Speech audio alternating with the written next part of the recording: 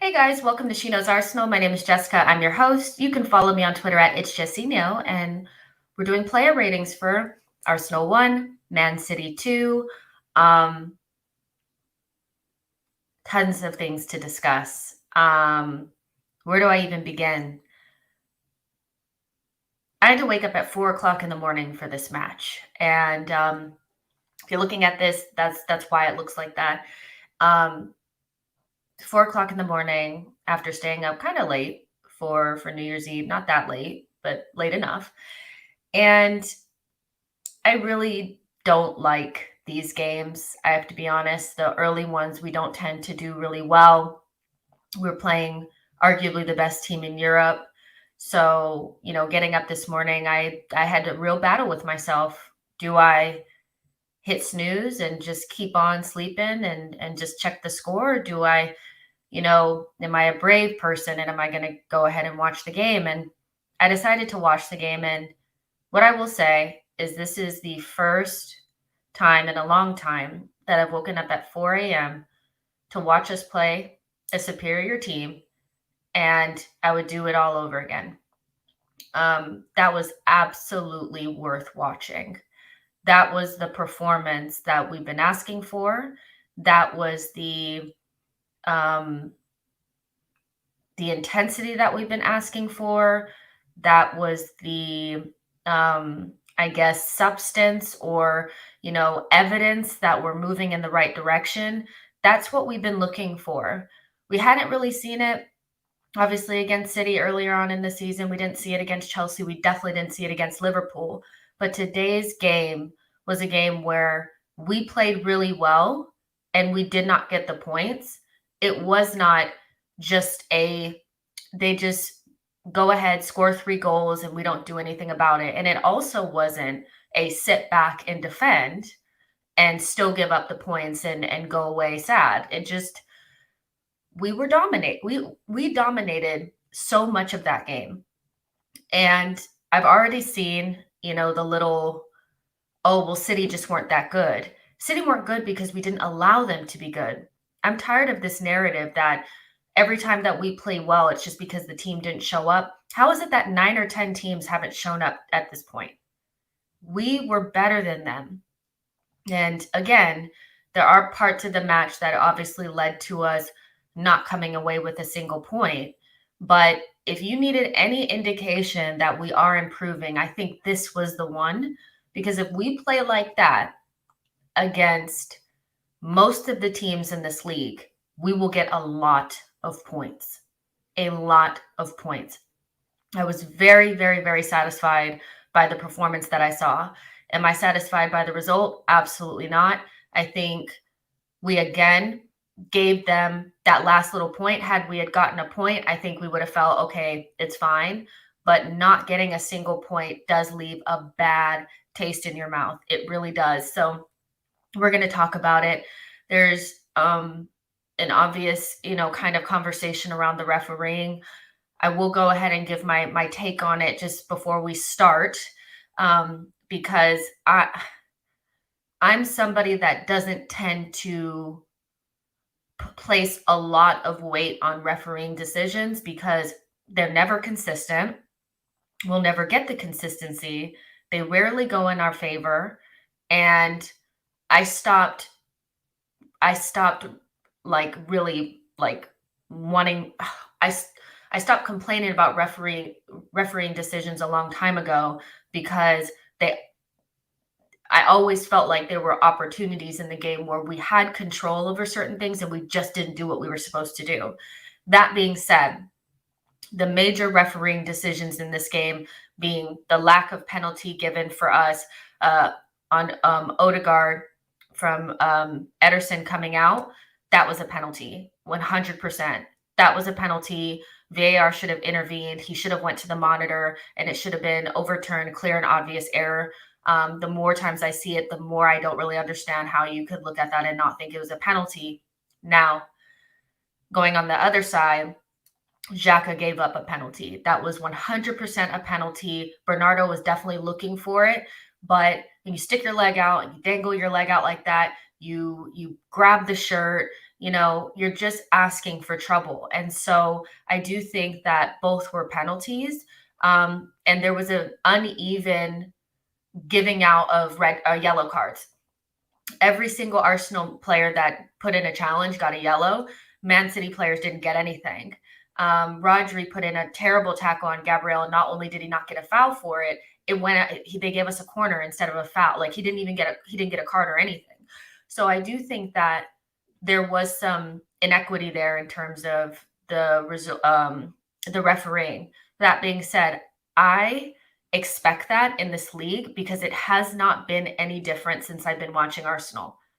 It has not. I've always felt that the refereeing decisions don't go in our favor, but what I tend to focus more on is the things that we had in our control. And there were key moments in this game. Gabriel Martinelli missing the Ake clearance, Gabriel, his 2 yellow cards, the first one being very, very silly, and Xhaka going overboard with the penalty decision, getting the penalty and going overboard. I think all of those situations were things in our control that we didn't do a good job at and ultimately lost us the game. But let's go ahead and talk about it. There's about 70 of you guys watching. Make sure you like the video, subscribe to the channel. Let's see what you guys are saying. Eagle-Eyed Football says, Happy New Year's, Jess. Happy New Year's to you as well. You guys were robbed. That's one way to think about it. Sony says, big up yourself, Jess from London. Big up yourself as well. Matt G says, Happy New Year, all. Disappointed, but great performance. Exactly. Ike says, Arsenal were so good. I think we were very, very good. And the funny thing about it is that I know that rival fans will laugh, and that's fine. You should, because that's what rivals do. You drop points, they laugh, they try to make fun of you, they banter you, whatever. But any United fan, any Chelsea fan, any Spurs fan, even, maybe even a Liverpool fan or so, if you watch that Arsenal team play, you know damn well that team was good and better than City. And you cannot deny that this team has gotten better. This is the team that you guys like. When I speak to rival fans, they don't rate any of our players. The 150 million that we spent was the most expensive sidestep in history. None of our players are any good. They can't get into any combined 11s. Arteta is a clown. He's a nothing. He's a bum. That team dominated Man City, and Man City needed a penalty and for us to go down to 10 men to get a chance on goal. Man City, the best team in Europe, needed us to go down a man and needed a penalty to get a shot on goal. That's how serious it was. We had a lot of the possession, we had the better chances, and we should have won the game, if not got something from it. So banter us all you want, but this team is cooking. So let's not sit here and try to act like, oh, well, you guys weren't good and you guys got battered. We didn't. Dave Riley said, Jessica, performance was perfect. What cost us was the lack of discipline. Things are looking good for us once players return. Yeah, and so we'll have a Xhaka conversation in a second, but when we get to him. But that decision to keep him and not to move away from him, I think, has cost us a couple of times this season. I have applauded, Xhaka for being the best that we have because we have nothing really else. But that being said, there's always a red card, a penalty, a silly mistake coming with him every couple of games. So, and it cost us today during a game where I think we really deserved the points. Like if that had happened against Norwich instead, we still would have won the game. But because it happened against City, it cost us, so yeah, the discipline is really not there. But when your leaders are not disciplined, how do you expect the kids to do it for you? Tony says that first half was worth waking up for. My big takeaway was that a lot had to go against us to lose. Ref was bad and we lost our heads. Yep, and I haven't seen us lose our heads like that in a long, long time. That just shows the stress level on that game. It did feel like a cup final. I can't lie. It felt like do or die. And so we lost our heads, but we definitely need to cut that out, because those are points dropped, at this point. And we play Spurs next. That's going to be a difficult game away from home without Thomas Partey and Gabrielle now. So had we just even got a point out of this game, that could have really helped us in our challenge for top four. Let's see. Sonny says definitely pen on both sides. Olakunle says, Jess, Happy New Year. Happy New Year to you as well. Totally agree. We should have taken care of business that we had with Gabrielle and Martinelli, but two things can be right. The ref played against us. Yes, I'm not saying that the referee decisions were not bad. That's not what I'm saying. And that doesn't mean that we shouldn't call for consistency within the refereeing decisions. What I'm saying is that I don't focus on them because I expect inconsistencies, especially when it comes to Arsenal. So what I tend to focus on is what we could have controlled. And although we did not get a penalty call for Odegaard's clear penalty, Martinelli should have put that chance away. So yeah, I mean, maybe you don't think Xhaka's penalty was a penalty, but what we didn't have to do was then, capitulate right after. And we also didn't have to give up the second goal. So, there's a lot of that where I'm like, what could we have controlled? Julian says, didn't take care of the things that were in their control. I think that's really what it is. Is Gabrielle available for Spurs? Let me know. He will. Okay. So you guys let me know what he'll be available for. Yeah. AirPod Albert on the touchline. He did do, I think, a good job coaching the team. Again, I thought we were going to get slapped. So even having these conversations about how we thought we could have won is so not what I thought we were going to be talking about. So, wow. It's definitely bittersweet. Nashville says, how do you describe feeling proud and disappointed all at the same time? I mean, that's essentially what we're talking about now. I mean, the best thing would be to go to Spurs and absolutely pam them, because the thing about it is that we just did that against the best team in Europe. Like, Man City is definitely one of the best teams in the world. So if we could put in a performance like that against them, I would expect us to be able to get a lot of points from now until the end of the season, playing very similarly. And we have been relatively consistent with our performances since Aubameyang has been omitted from the team. That's kind of the starting point of this particular run of form. So I would expect it to continue on. I mean, we just have to continue this on. It is what it is. Okay, so Gabrielle misses the cup game only. Great.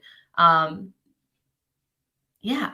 So yeah, let's go ahead and get into these player ratings. So let's start off with Ramsdale. I thought that he commanded his box really well. He had one wild flailing through the air moment in the first half, but other than that, I thought his distribution was very good. He came out of the box really well.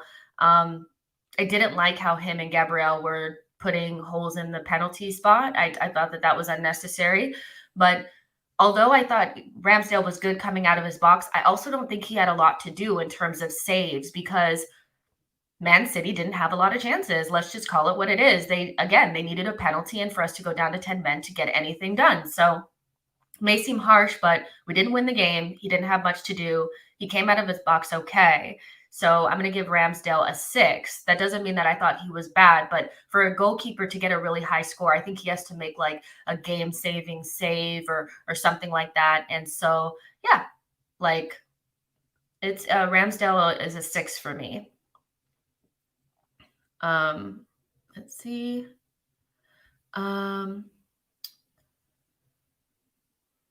Let's go into Tomiyasu. So waking up and seeing him in the lineup was like, because that makes a huge, huge difference. And quite frankly, I don't think that we're as dominant without him. If, Ben White is playing right back and Holding is playing center back, I just don't think you have the same domination. Tomiyasu kept Raheem Sterling so quiet, so quiet. He was aggressive when he needed to be. He was calm when he needed to be. He was in the final third making decent crosses. Tomiyasu if Ramsdale wasn't who he is, I would definitely say that Tomiyasu is probably the best signing of the season for us. And he's right up there for the entire league because he has changed the way that we play. And he has given me a level of confidence in difficult games because of the way that he defends. But he also is getting better going forward. And I mean, he is pocketing some of the best players in the league. And so, what can you say? Tomiyasu was up there for me with the best Arsenal players on the pitch. There were a couple of really good individual performances. I don't think he was quite man of the match, but I'm actually going to give Tomiyasu an 8. I think he was relatively perfect, and I just love the guy. So Tomiyasu is going to get an 8. What do you guys think for Tomiyasu? Let's see. Solo says, good things all around. I just hate these types of losses, ref stupidness. Rather just get beating by City's class. Yeah, I mean, I think I'd actually okay, so I hear what you're saying. You'd rather just get beat outright. But I think we needed to see how close we are to being where we want to be, you know? I think that this is what we needed to see. And then we also need to see that there are some players that we have to move on from Granit Xhaka. I know I want to get into it in a little bit, but like we need these moments to remind like we need to move away from this pillar because although he's the most important player right now and he's one of our leaders now, his brand of leadership is just not good enough. So yeah, but I almost feel like we needed to see how close we actually were. And I've been calling for a performance where I wanted to see us not necessarily lose, but if we do lose a game, I wanted to feel good about our performance. And I haven't felt like that under Arteta yet. I haven't. I haven't felt us lose a game, but feel good about our performance. This is the first time that I've felt that way. So I kind of wanted to see that. And we did. Tony says Tommy was so good defensively, 7.5. Marquis says Tommy is easily our best signing. Coach Dave says Tommy is a beast. CC says so impressed with Tommy. Boss Sterling, he did. Coach Dave says at 8. Ola Kunle says Tommy once again passed the Sterling test. Yes, he did. Francis, I disagree with this. Again, we played really well, and we lost the game. That doesn't mean that like if we had played like that against anybody else, we would have battered them. So it was just that we happened to be playing against the best team in the world and we capitulated. So in like a 10-minute span. So Gabriel and Xhaka capitulating and ultimately losing us the game does not mean that Tomiyasu gets a 5. That's not how this works. So just because we lost the game doesn't mean that the performances were not good. And again, that's going back to I've always wanted to see if there was a performance where we lose, but we feel good about the performance. And that was today. So I will be giving out 8s. So if you don't like it, oh well. So yeah. Anybody who thinks I'm a party hater, you're come to the wrong place. I'm probably one of the only people who have backed him over, not one of the only people, but there was definitely a divide in the fan base and I stuck to my guns. I always knew that player was there. So I am not a party hater. I don't get any of that flack. I get to revel in this performance from him. So there you go. Dr. Omizia says, Happy New Year, Jess. I'm so proud of the players. Why can't we have the club challenge some of the decisions by these officials? That's why they keep giving all this BS. Yeah. I don't think that will change anything. Jose Flores says, even whenever Tommy gets on the ball, you don't get the feeling something wrong will happen, something we've missed for a long time. Yeah, no, I agree. Yeah, so there we go. Yes, I am a Thomas Party ride or die. So I don't get any of the, yeah, well, what you got to say now? I get to say, I told you so. So we already did Tomiyasu. Let's move on to Ben White. I think I thought he was really good. I thought he was really solid. He had one little moment in the first half where I was like, "Why didn't you cut that pass out?" It like went straight to Sterling or somebody, and I was like, "Oh, he's gonna have one of those games, isn't he?" But I think he was ultimately pretty good. Tried to play those balls in behind to Saka, and did an okay job at that. I think he definitely wasn't the weakest link, I'll tell you that. I wanna go back and watch the game again and see if I see things that I didn't see. But, I thought Ben White was okay. I don't think he was quite as good as Tomiyasu. I think Tomiyasu really stood out, but I thought Gabriel and White didn't really have so much to do because Gabriel Jesus was really isolated up top, and if you have 2 center backs on him, he's relatively easy to corral. It's not like playing against Antonio or Harry Kane or anything like that. So I'll give Ben White a 7. I thought he was solid. If you guys can let me know if you've seen things that I didn't see, because sometimes I don't see the things. So yeah, I'm gonna give Ben White a 7. Not quite as good as Tomiyasu, but definitely not the weakest link back there.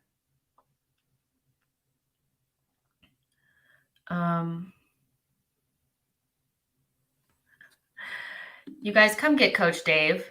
I'm a borderline party hater. Come get Coach Dave, you guys. I am not at all. I'm actually one of his biggest fans. And again, I've been getting a lot of crap over the last couple of months. I felt like I have to go into the party wars because people are telling me that I said that he was really good and he isn't. So everybody that's been on this channel for a long time knows how I feel about Thomas Partey. I am honest about his performances when they're not good, and they were not. But today, that's the Thomas Partey that I told you guys was there. Tony White was good, solid 7. Sony says Partey is a 7. Started off sloppy. So yeah, I saw that as well. But his passing and defending grew better as the game went on. How people question his worth, I don't know. I think, yeah, he was really good. A 7. Not like, oh my gosh, like he was so good, but like definitely it was a combination of growing into the game and us being so dominant and them not really being able to figure out how to attack us, which is a good thing. So yeah, White gets a 7.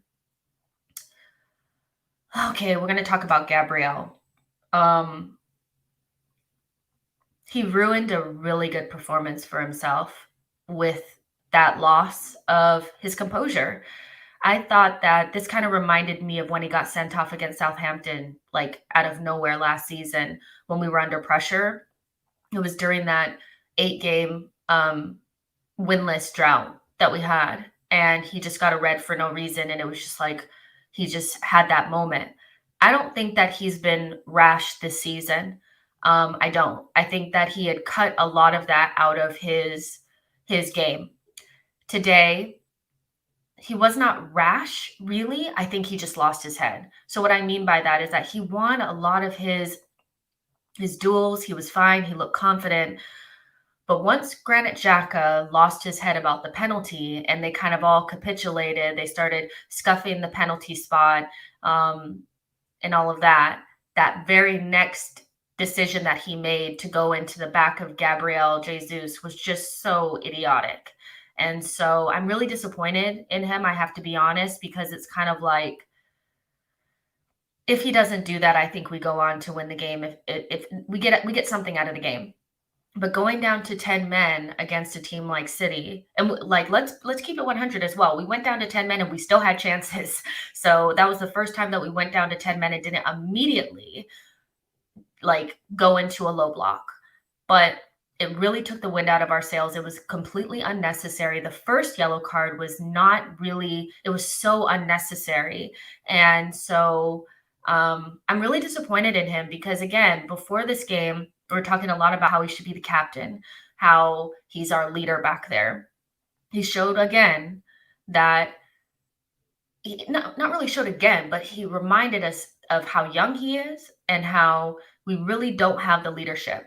We really don't have it. We are placing it on young players, but they have these moments of just stupidity. And it's just like, oh, you know, so disappointing. It really, really is, because if he had not gotten that and we had went on to got anything out of that game, he was on track to having one of his trademark, very complete, solid performances back there. And it just wasn't even like bad defending. It was just brain deadness. And so, yeah, I do think it was caused by Granit Xhaka's reaction to the penalty, which goes back to his brand of leadership and how he should have gotten the penalty once they had went to the monitor, said it was a penalty, backed away, did his leadership duties as our pseudo captain, and not exacerbated the situation. And the blood rushed to Gabriel and Ramsdale's head, and we paid the price. Gabriel is responsible for his own part in that, but I think it started with the lack of leadership and just the same old bullshit from Granit Xhaka. Sorry. So I have to give Gabriel a 4. I have to give him a 4 because he was on track, and then he really just killed the game off for us. So a 4 may be even nice, but I think his decisions today are ultimately why we didn't get anything from that match. So I'm going to give Gabriel a 4. I'm very disappointed in him. I know he'll come back and he will come good. I'm not worried about Gabriel, but that was just so stupid. Sam says, Gabriel made a cynical foul, and so did Rodri. It's not consistent. The Odegaard penalty would have been called outside the box. Horrible. Yeah, I think there were Rodri had one where they just didn't even call anything. And every time that we touched them, even Rob Holding, he didn't even get the benefit of the doubt on his first foul. They gave him a yellow right away. So there was definitely an unevenness and an inequity in the cards being given out. But his first foul or his first card was totally unnecessary. So you don't get the red card if you weren't stupid in the first place. So I can't really give Gabriel the benefit of the doubt here. CC says, I agree. Granit complained about the penalty made things worse. Saka and others lost their heads a bit after that. And it's a really good reminder and a visual representation of how young players view the senior players. We give them a lot of, they're young leaders in their own right, but they ultimately look up to Thomas Partey, Granit Xhaka, Lacazette. So when you're pseudo captain, we all know that although Lacazette has the armband, Granit Xhaka is the guy leading that team, and he lost his head, and so did they. So when we say that he's a leader, he is, but not at the same time. And so again, it's just another reminder of we're not quite where we need to be, and a player or two needs to be moved on. But Gabriel just did not do himself any justice. He really didn't. So let's see. Enzo says, Jesus turns and Gabriel is coming into press. Naturally, hands come out and someone is about to run into you. Gabriel doesn't pull him down. It was a soft card, but again, if he did not have the first one, which was totally unnecessary, he wouldn't have got called for that. So I hear what you guys are saying, though. I really, really do. Camille says, not a bad performance, but let's not make excuses. There's still a lot to do within the team. We are all over Xhaka again, but the guy tries to do his thing. Imagine without Xhaka, we could have gotten slapped. Player ratings are just about literal, like their performance. And so I have given Xhaka so much, like he is so important to this team because we don't have another option, and he is our best option. When he is there and he's not losing his head, he is perfectly fine, if not good. So we have said that like kind of already. And what he did beyond the losing his head for the penalty was great. But he really shit on it once he did the usual Xhaka thing. So we have to acknowledge it. It doesn't mean that everything that he did is completely erased, but you do, the moments where you make mistakes always stand out more than the good things that you do, especially when they cost you the game. So we've been very fair to Xhaka on this channel. I'm not like saying that nothing that he did was good. but he cost us the game, as well as Gabriel. So yeah, I'm going to give him a 4. Dublin Gooner says, I can't give a defender less than 5. City had 2 shots on target. Let's see.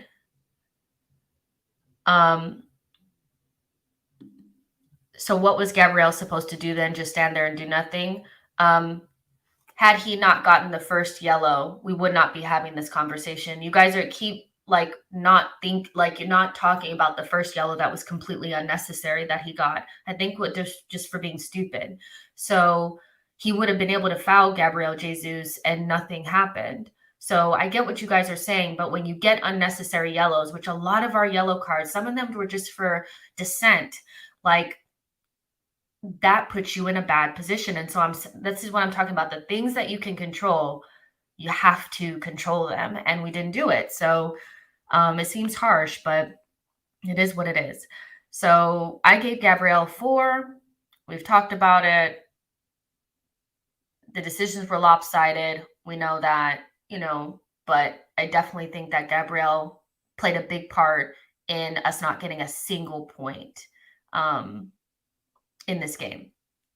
Tierney, I'm going to put him right there with Ben White. I don't think he was as good as Tomiyasu, but what he did differently in this game that he didn't do the last time that we played against City, when I think he played as well, or the time that I remember him the most, was not getting out to the cross on Mahrez. I think up until the very last 10 minutes, he did a really good job. They got tired.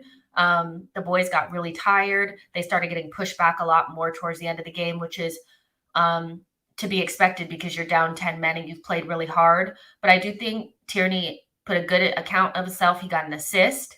And he was a part of why we were so good in that first half. So I'm going to give him a 7. Solid performance. Very unlucky to be on the losing side today. And yeah, so that's the back line. A 6 for Ramsdale, an 8 for Tomiyasu, a 7 for Ben White, a 4 for Gabriel, and a 7 for Tierney. Let me know if you guys agree or not. Sonny says Tierney, a 7, a solid performance. Let's see. Carefree says sending off changed everything. Man City struggled to create anything against 10 men. More pluses than minuses for me. A lot of positives to carry forward. Happy New Year, Jess. Happy New Year to you as well. Let's move on to the midfield. It's so half and half, because we're going to talk about literally the best person on the pitch, and then we're going to talk about the person that started the capitulation. But since we were already kind of talking about Xhaka, let's just talk about him now. So I thought up until that point, he was going in the direction of a very good performance, and that split second of feeling unjustly penalized for the penalty led him to go to make that moment longer and more heated than it needed to be. And so once the referee went to the monitor, I really think he should have just let it go and just calmed himself down, because inevitably it riled everybody else up. When you look at that penalty, Bernardo was looking for it. They were actually looking for penalties the entire game. It's actually kind of pathetic how they continuously went to ground. But he pulled the shirt, he dangled the leg out, and I think there was just enough there to make it into a penalty. And again, I thought Odegaard's was a penalty that wasn't called, and I thought the Bernardo one was just a penalty, and it was called. So yeah, I think that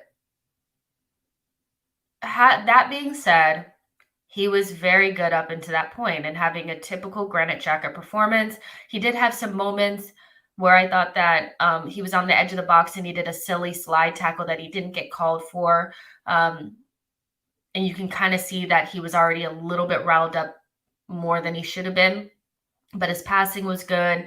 He was calm on the ball. I do think Thomas Partey was much more influential and better than Granit Xhaka in the totality, because I personally think that Thomas Partey managed that midfield. I thought Xhaka did a lot of the pressing and some of the dogged work, but Thomas Partey was really the person getting us up the pitch, starting our attacks, doing everything that we expect him to do. So had Granit Xhaka not done that and we had gotten anything from this game, I would have probably given him a 7. But because he's a leader, so his choices are more weighted than others. If that's a kid, if that's Martinelli who does that, you definitely don't, hammer down on him as much as you would Granit Xhaka. But this is somebody who just had a freaking interview come out with the Athletic, all this shit about how he's closer to the fans and all of that, and it's just like clockwork that something like this would happen.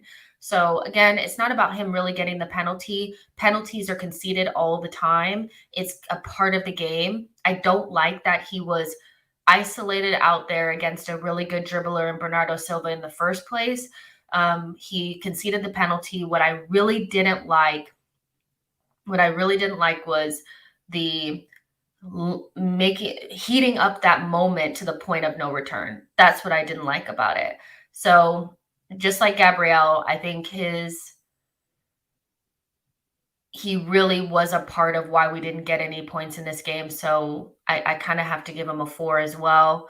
No, sorry. I'm going to give Granit Xhaka a 5 because I would have given him a 7. But that moment, and again, like I did this before when we played against Norwich, and I took away a half point because of his stupidity. Him unnecessarily sliding into Rafinha. I mean, we were up like 2-0 already at that point. Sliding into Rafinha, standing in front of the ball, just stupid stuff, and I took away a point. And people got upset because Thomas Partey had gotten a yellow as well. But it's the way that you get it. It's how it changes the game. We know yellows that are in the game that happen because you made a tackle and it just was what it was. A lot of Granit Xhaka's things are because of what's going on up here and the fact that he can't control what's going on up here. So he was silly. I'm going to give him a 5 because penalties happen. And I do think Gabriel kind of tore his own draws today, but he was a weakness today. He really, really was. And that lack of discipline came right back up. And we haven't seen it this season. We really haven't seen it this season. We had 1 red card this entire season until now. And we're seeing kind of shades of that thing come back. And I don't like it. And I think it starts with Granit. I'm going to give him a 5. Let's see. Nashville Gooner says, I use division to do the math because Xhaka is divisive. Kafuso says, Xhaka is a leader, but he also where our weakness is. Exactly. And it's always a reminder that he needs to be moved on, or we need to move away from him being the most important player on the pitch. Timothy says, today's penalty was nowhere near the normal dumb Xhaka stuff. It was just a bad tackle.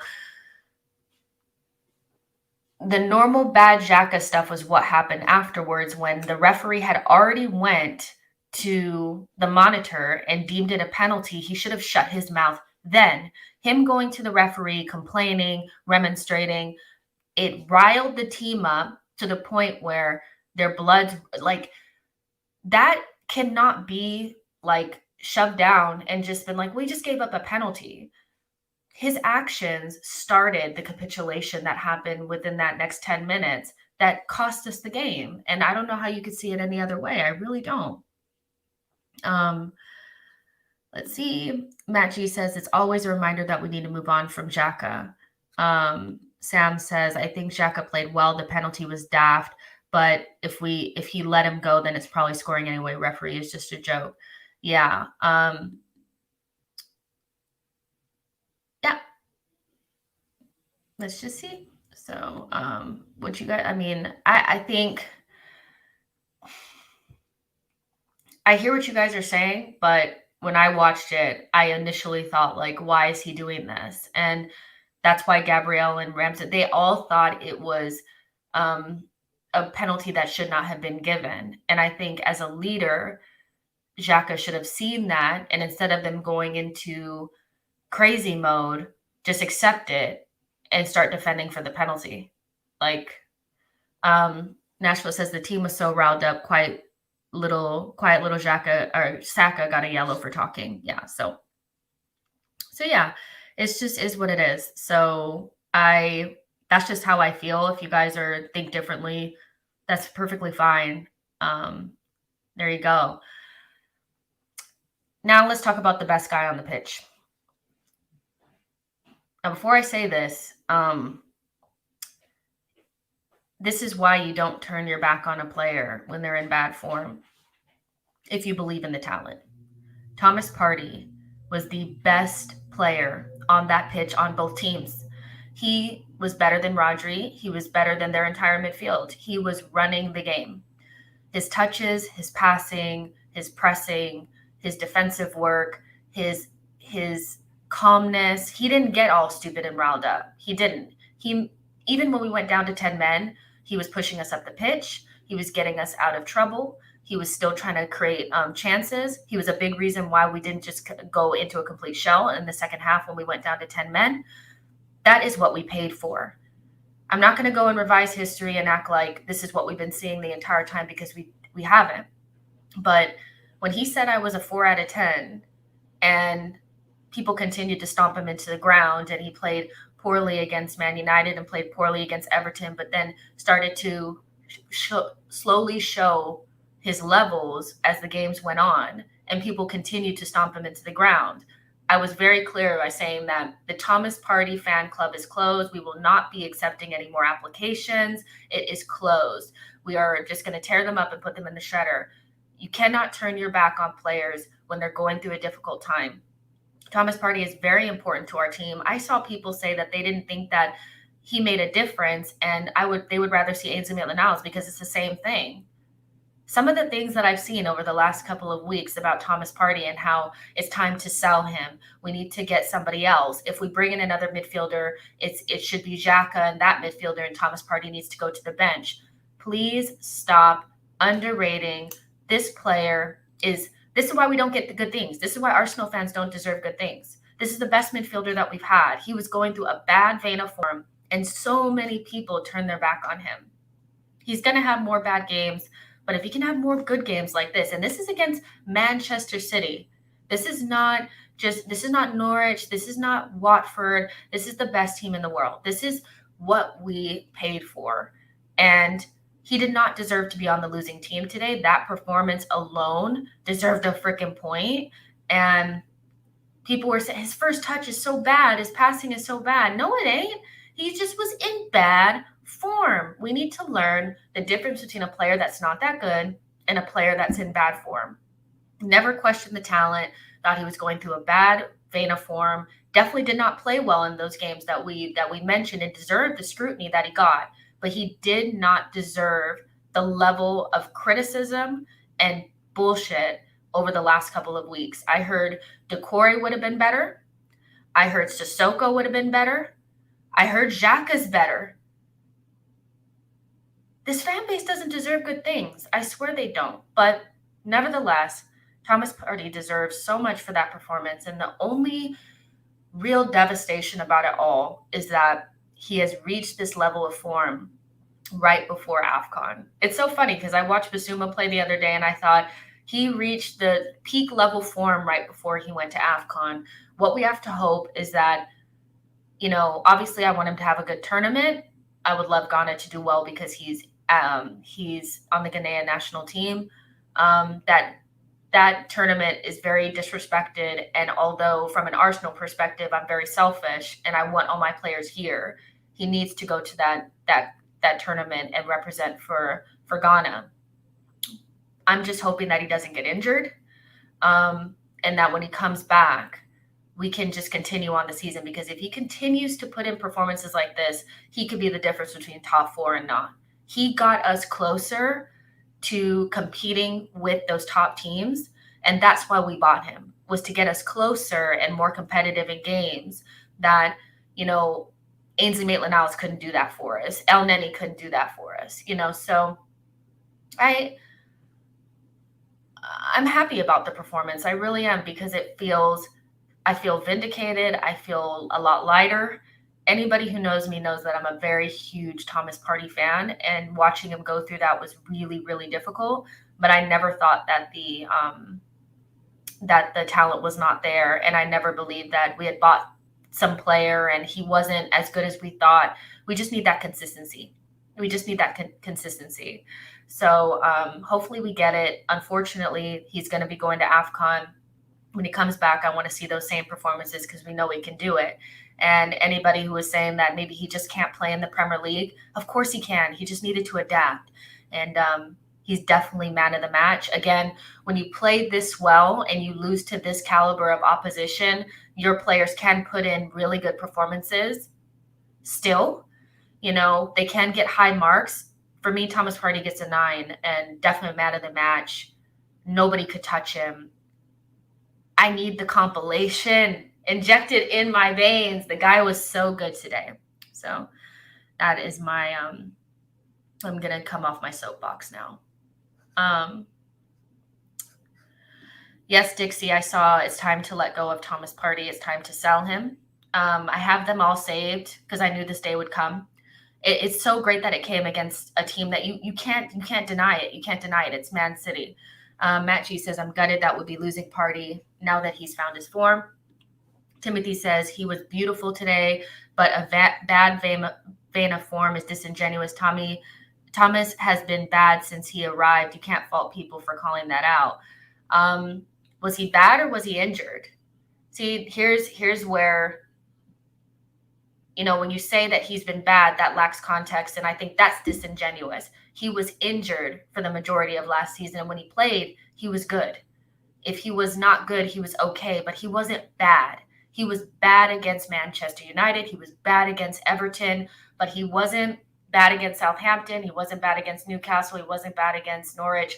He wasn't bad against Spurs. He wasn't bad against Aston Villa. He wasn't bad against Leicester. So, again, when you say bad and he was bad since he's arrived, that is disingenuous because he's been injured and unable to adapt.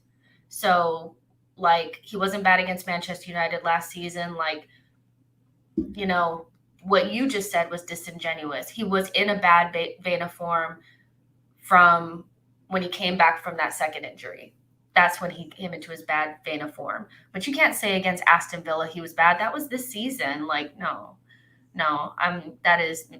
sorry. He went through a bad vein of form. The Arsenal fan base always needs somebody to really poke at and go in on. And I'm glad I'm on this side. I have to say that. Jose Flores says, Thomas had one of the best games in an Arsenal shirt. Sadly, the result will not allow for a lot of people to see that. 8.5 for me.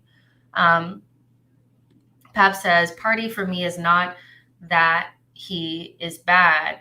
It's his injuries, and he will be 29, and that's why I think he should be sold. Why? Why would you sell him? I don't understand.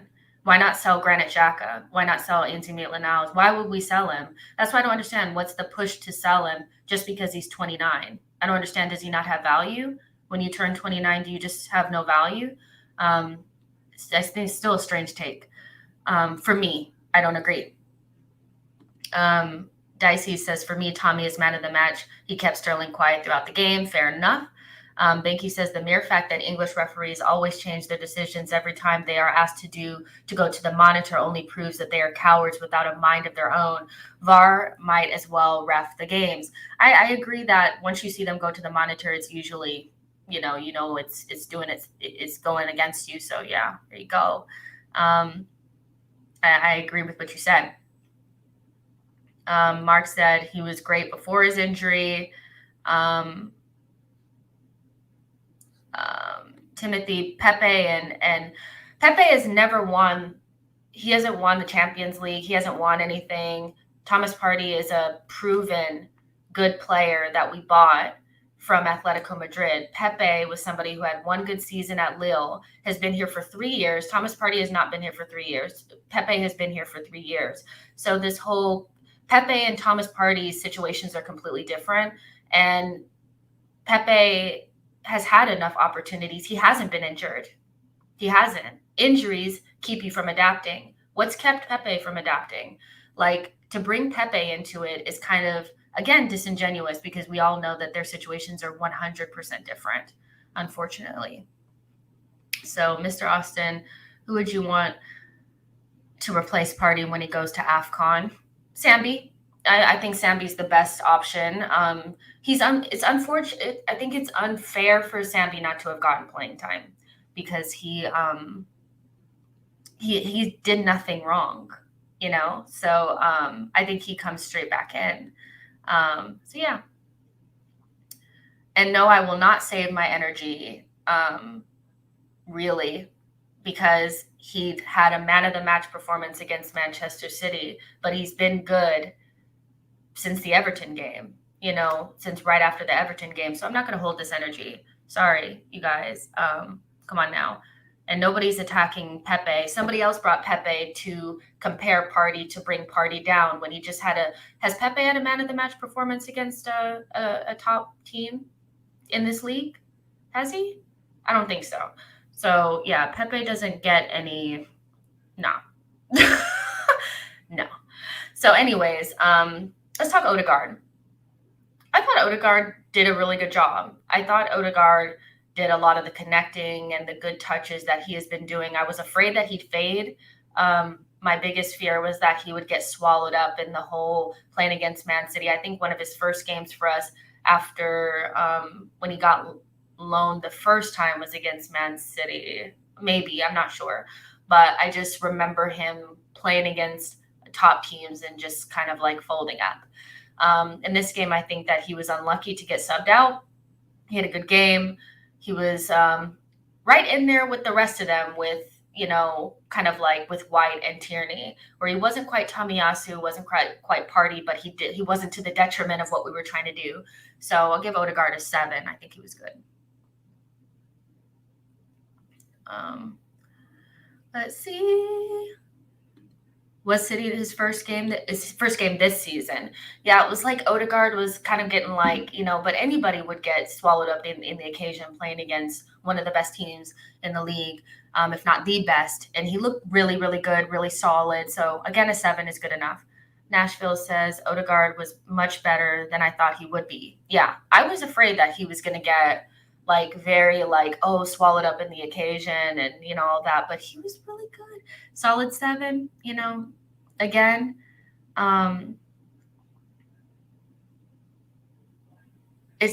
We're talking about really good performances in a game where we could say that we probably deserve to win it. So we have lost, but we can give players 7s and 8s and 9s because a lot of them didn't deserve to be on the losing team. They really didn't. Let's see. Nicholas, someone needs to clip up that 5 to 10 minute period of sustained pressure in the first half. We had never seen anyone do that to City, bar Liverpool at Anfield. It was so good. I can't believe we really needed to get the points there. We really deserve the points.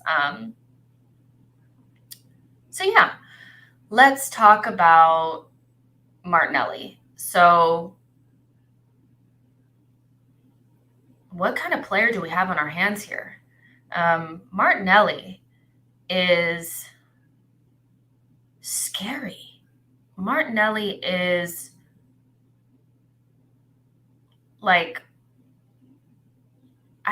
I'm speechless. I saw a little bit of it against Man United, where I thought he was one of the only players on the pitch that didn't play the shirt and just played like an Arsenal player should play at Old Trafford, against this Manchester United team. But today, the way that he killed Cancelo, the way that, he had one run where he just, that run where he blew past him and it just went past the post. He had another shot that just it just went right past the corner. He was so, so good. And what kind of player do we have on our hands here? I have to admit, I was one of the people that was afraid that we had almost overhyped him a little bit. But I did think that there was something there and he just needed time.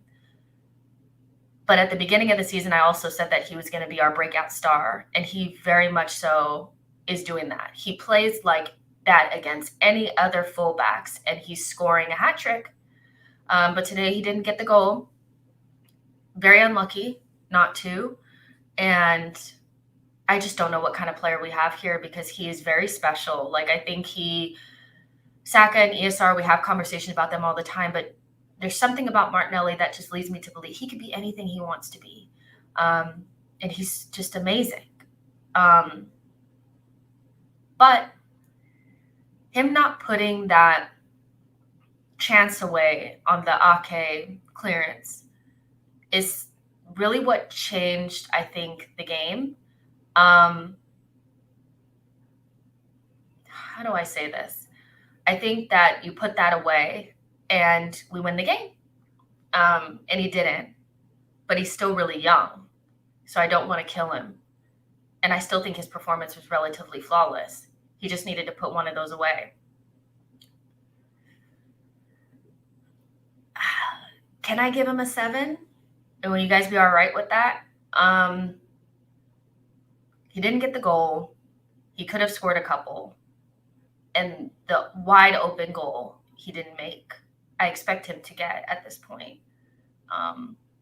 But he had them on toast. His work rate was outstanding. I think I feel comfortable giving him a 7. What do you guys think about Martinelli?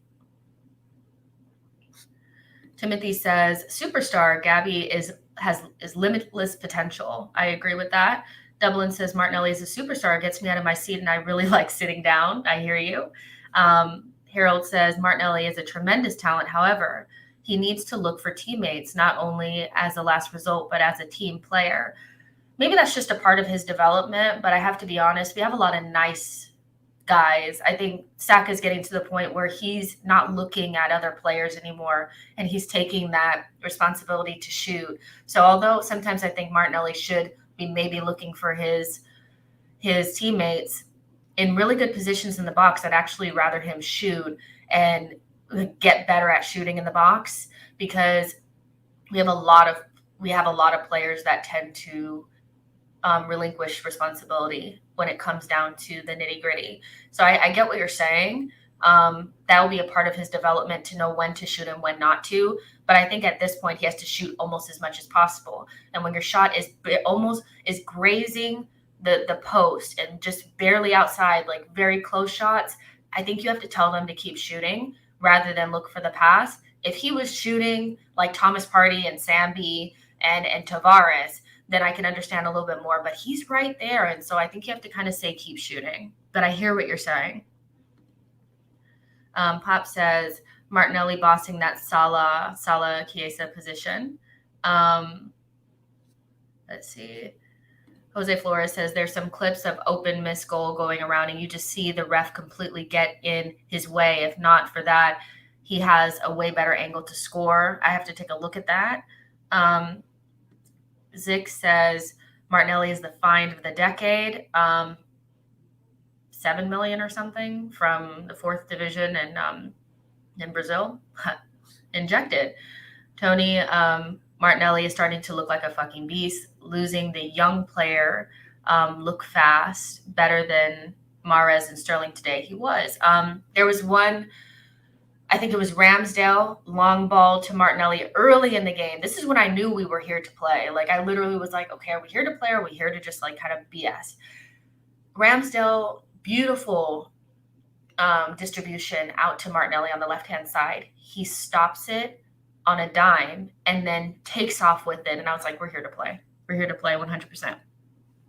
So Sonny Martinelli, 7.5. The runs and pressing are unmatched in this team, which he has scored that goal after roasting Cancelo, but the chance missed in the second half will haunt him. I agree.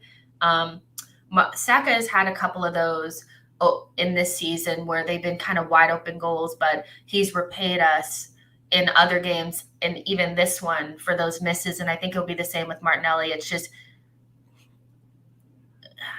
it will haunt him, but I think he made a good account of himself. Matt G says 7 is fair. He had to put that chance away. Manchester City is better than Arsenal. That is true. Yo-Yo, Martinelli deserved a goal for his effort, should have scored. Yeah, so I think we're all kind of on the same page. 7.5, 7, good performance. Definitely needs to put that chance away, and we're in a completely different spot.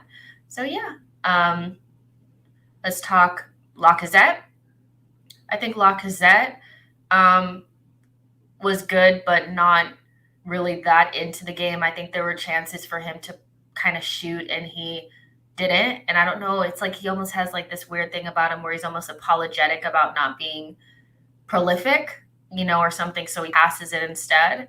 But I think he had some good touches in the first half. He did his usual Lacazette thing. So it really wasn't a 9 out of the 10, 8 out of 10 performance for him. I think it was more closer to like a 6.5, 7. But it was nice not playing with 10 men against a big team. That's kind of what I think. I'm not going to go much further into that, but we weren't playing a man down up front today. And so I think Lacazette did an okay job. Good, but not great. I think I kind of want to give him a 6.5, 7. But yeah, I thought Lacazette was fine. Nashville says Lacazette led the press really fine. Timothy says, yep, he has to stay out wide. Those outside runs is where he's deadly. I think you guys are talking about Martinelli. Ify says, Saka is repaying for the misses. I agree. I think those misses will make Martinelli do better next game. I do too. I mean, I can't really be that mad at him. But yeah. Tony says Laka was Laka 6.5. Yeah, I kind of feel like it's a 6.5, 7-ish type of performance for him, but he was not invisible, and I appreciate that. Sam says Laka led the press really well, though. We do need a striker like Dusan Vlahovic. There were moments where we put the ball into the box, and I thought we didn't have any presence in the box, and that comes from having Lacazette instead of like a striker with some presence in the box. So that's the next step. It's not something that I'm going to like ding Lacazette for because we know what he is, but it's definitely the next step in our progression. So yeah. Yo. Most of Laka's opportunities to shoot are mostly from outside the box. He made an important contribution for Saka's goal. Yes, he did. Timothy says Laka 6.5 for me. Held up the ball really well, had some good touches, and set a great screen for Saka's goal. Exactly. Yeah. So Saka. What can I say? I think he was tremendous today. I think that he was arguably the best. Well, I mean, we talk about the best winger on the pitch. Martinelli being second or even first. That basically what I'm saying is that Martinelli and Saka were better than Mahrez and Sterling today, and that says a lot. Saka scored a goal. He was killing Ake. I thought we tried to get them isolated a couple times, and he just kept running and was very solid, and a typical Saka performance, but with the goal, which I love. And I've never seen him really shy away from big games, so I'm not surprised at his performance, but I thought he looked better than he did last season when I think we played them away, and he was the best player on the pitch. It was when we played Willie in false 9. Best player on the pitch, playing like left wing back almost. This time he was playing his position, and he's getting better and better every game. I love me some Saka. That guy, he's just like, I don't know what else to say. Give him a 9. He scored the goal. He gave us the chance to win the game. Other players let us down. It really wasn't him. I think Thomas Partey was man of the match, but I think Saka was just right up there as well. It was Tommy, Saka, and Thomas Partey, and I think he was just right up there. Got to give him the 9 for the goal. And yeah, Saka's, like Nashville says, he's really good at football. He is. Rancid Pumpkin says, even if we lost, it was an encouraging performance. I agree. Kemi says, Martinelli, his greatness in making the young lad was just amazing. I believe he is in the making, and he is Hellboy burning all over the right backs. Amazing Martinelli. His energy levels are just amazing. I agree. Tony says Saka's knockdown play was insane. He's developed adult strength, co-man of the match for me. Yeah, a lot of his back, like Ake was like on his back and he was holding up the ball, and he is getting a lot stronger and he is more reliable in terms of when we use him as an outlet, he's more reliable than he has been in the past. And so if he hadn't scored a goal, I would have given him an 8, but I have to give him the 9 because scoring goals is the hardest thing to do in football. And he's starting to really do that. I just have to give him a little bit more praise because, again, he was somebody that people were really questioning whether or not he was going to have the end product to play in that position, and he's showing it. So I'm going to give him the 9. Saka is fast, becoming reliable. Yes, he is. Yo-Yo says Saka had 4 City players around him at times. Gooners who don't rate him simply don't know the game. I agree. Let's see. Matt G says, when was the last time one of our senior players was man of the match? That is such a good question and such a good point, Matt. I think we had talked about this before. The senior players just hadn't stepped up. It was always Saka. It was always ESR. It was always Martinelli. It was always Gabrielle. It was always Ramsdale, or Tomiyasu. And Thomas Partey did what we expected him to do. He looked like a world-class midfielder that we paid $50 million for. It has to happen more often. And I feel like Thomas Partey, of the senior players that we have, is probably the only one capable of giving us that level.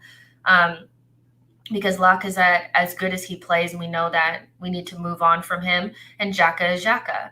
So Thomas Partey is really the one that I'm looking to like give those performances. He has to be in and amongst the man of the match almost every single day. And today was a good start. He definitely has to keep that up. Timothy says City was rotating 2 helpers over to try to stop Saka. That pretty much tells you all you need to know. I agree. Ivy says Sacalino got tired towards the end of the second half, but he did great. Nice goal from him. Simroy says top 4 spot is going to be interesting. We always kind of knew this was going to happen, that it was going to get a lot tighter once United and Spurs started playing their matches, and dropping points at home, regardless of who it is not great. But we have an opportunity to go away at Spurs and make things right. And then from there, we have favorable schedule. I think if we're playing anybody outside of Liverpool and Man City and Chelsea for the most part, we are in a favorable position. We have watched our team play like one of the best teams in the league. And so we have to look at games a little bit differently and have different expectations, because if we play like that against most teams, we will win them. So the top 4 race is a lot more interesting than I thought it was going to be, but we're in it. Like, we're definitely in it. I'm not afraid to say it now.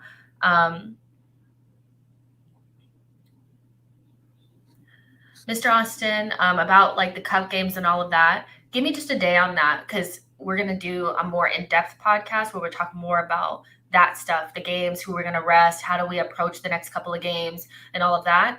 We'll just do player ratings today. But that's a good question, is do we rotate, and what do we do? Blaze says Tomiyasu, Partey, and Saka played very well. Yes, they did. Let's see. Mr. Austin says Manchester United only won 2 top 6 matches this season. Why can't we? Won 2 top 6 matches last season. Why can't we? I don't think we have to win every single top 6 match, but I do think that it's important to nick a couple points from those, because it's going to be it's like 4 teams fighting for that last spot if you want to count West Ham in there. And so getting a point, at least a point away at Spurs is important, I think, because they're going to get a lot of points. Man United is going to get a lot of points. So, and it just shows our progression. I think one thing that Arsenal did a lot, which I felt a little bit icky about, was I felt like we just threw the points away against the top teams and just said, well, as long as we batter the small teams, it's fine. And that is true.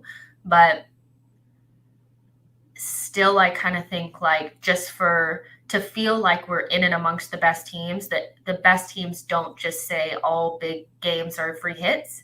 So if we perform like this and we don't get the points, it's a lot more palatable than going away to Liverpool and just losing 4-0 and not being competitive. So it's kind of like that fine line. We don't have to win them all, but we need to have performances and nick a couple points. I think it's we have to. Let's see. Peter said 3 points at Spurs. If we field the same 11, we don't stand a chance. They don't stand a chance against us. I mean, that's going to be another difficult game. We can talk about the subs really quick as well. I have to be honest. I don't think that any of them really made huge differences, especially because they all came in after the 10 men. Holding was just okay. El Neni, I didn't really notice him doing much. And I thought Smith Rowe came on, tried, but I think they brought him on to carry the ball for us and carry us out of danger. I don't think he had the opportunity to do so because we just didn't have a lot of the ball. I think it was like 70-30 at that point. I'm willing to just give all of the subs like a 6. I just think that they were just okay. Holding was back there for that second goal going in. I have to look at it a little bit closer. But I think he kind of did a typical Holding thing and got beat. I have to look at it again, but I'm almost comfortable giving them all a 6 because they came in when we were down to 10 men. And I don't think they're really a big part of our story today, if I'm honest. Yo-Yo says the 4th place team often crawls over the finish line. Look at Chelsea in previous seasons and when Klopp pit Wenger by 1 point. Arsenal finished 6 points off last season. No, yeah, I hear you. And we're better than we were last season. So we have a very, very good chance of making the top 4. And after today, we have to keep it real. Like, we are no slouch. We are a team that needs to be respected. And we should have really got the points, but at least 1, but we'll see.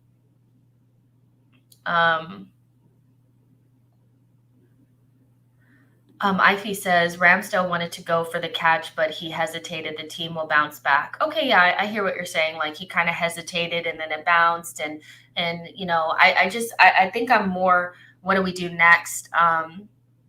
Again, if I had woken up, like I had not listened to my alarm and just kind of went about my day and checked the score and saw 2-1, I wouldn't have thought anything of it. I would have said, okay, respectable loss. But the way that we played, we're a lot better than I thought we were. And that's a good thing. So let's see how we bounce back.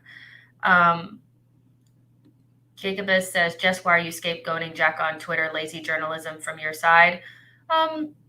It's not about scapegoating. It's my opinion. And I've explained it on here. I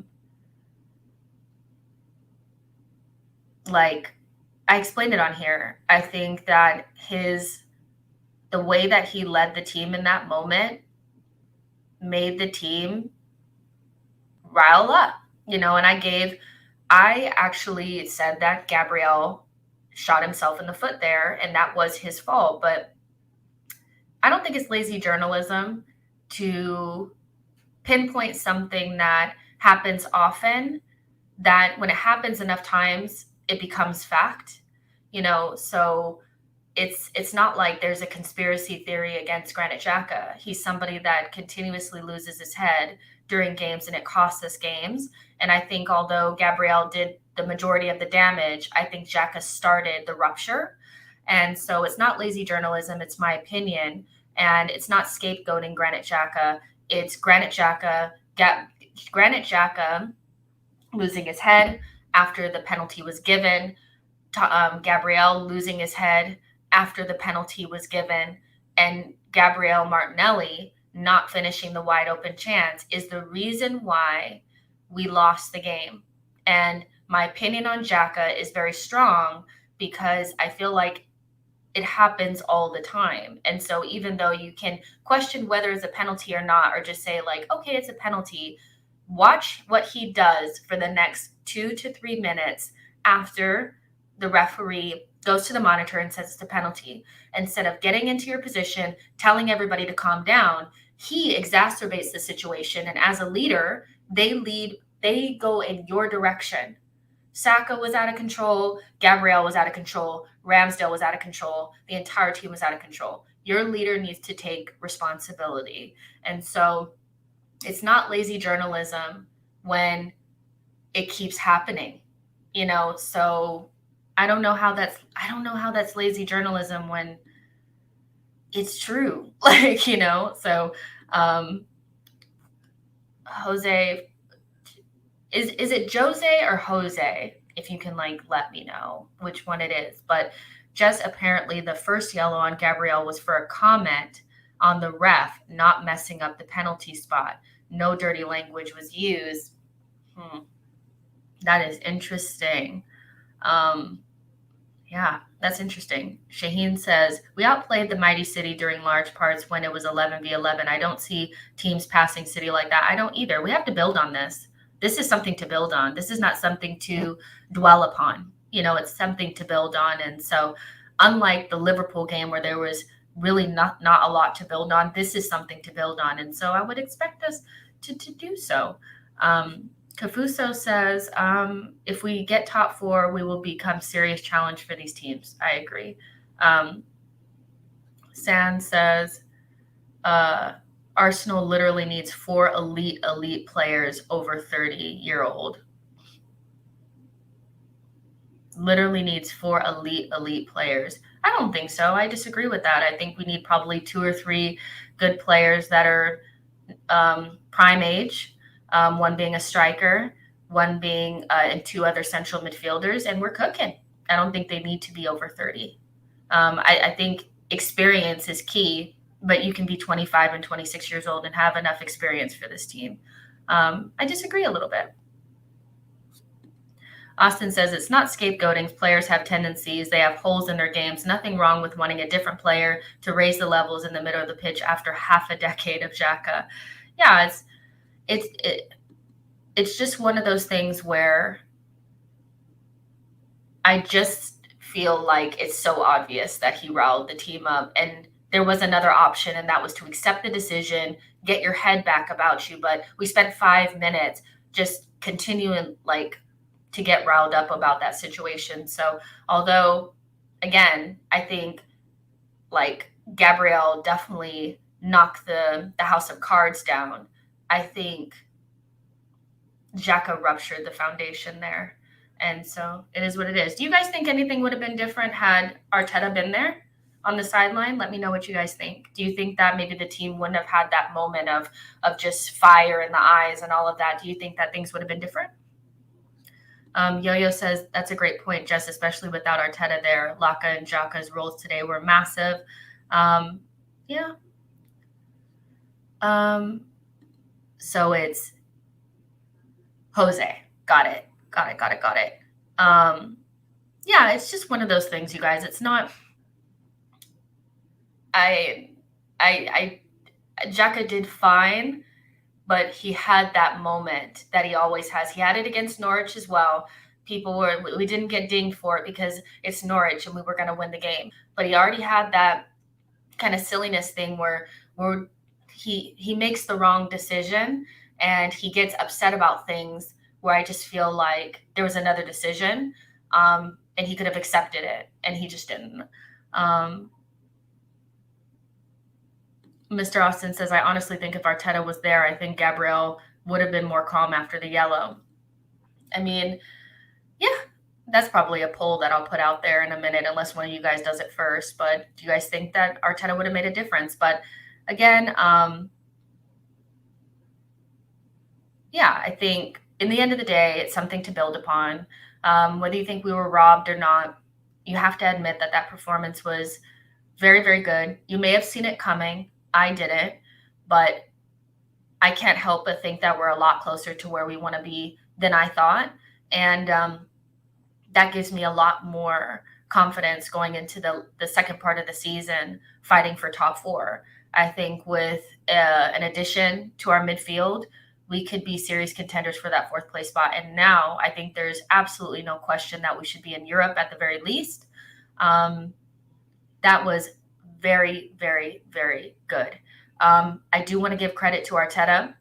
I think he did a very good job coaching the team. We were prepared for Man City in a way that I've never really seen before. We were resolute. We lost our minds in a 10-minute span, and it lost us the game. But even after we went down to 10 men, we had chances, and we gave it up in the last minute because we were under a lot of pressure. And again, City needed 10 men and a penalty to win that game. And it is what it is. But Arteta did a very good job coaching the team. He deserves a lot of credit for where we are at the moment, and we move on. We move on. There's about 140 of you guys watching. I really appreciate you guys spending some time with me. You could be anywhere else, but you chose to watch my player ratings live, and I really appreciate that. I will be back on Monday to chat more about this, our League Cup game, all of that, and yeah, it's great. Happy New Year to you guys. I hope you guys are well. Everybody in your family is well and happy. And yeah, I'm gonna go. I don't know what I'm gonna go do. Maybe go lay down. But enjoy the rest of your day. I know we're gutted, but we will have a little therapy session on Monday. How's that sound? Talk to you guys soon. Okay. Bye.